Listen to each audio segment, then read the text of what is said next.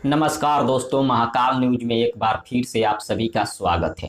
दोस्तों, आपको बता दें, जो काम बॉलीवुड के बड़े बड़े धुरंधर सलमान खान, अक्षय कुमार, अजय देवगन, ऋतिक रोशन और भी बहुत सारे स्टार लोग हैं, वे लोग इतना बड़ा रिकॉर्ड नहीं बना पाए हैं अभी तक।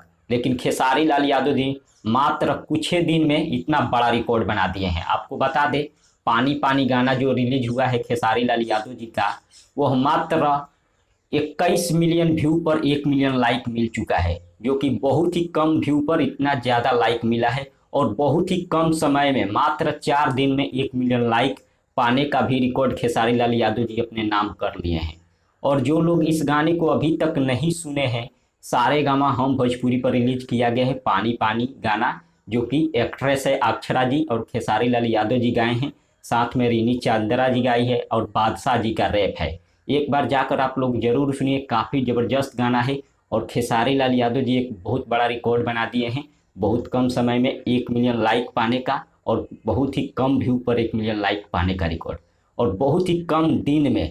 जो लोग नहीं सुने जाकर सुनिए। मिलते हैं अगले वीडियो में। धन्यवाद।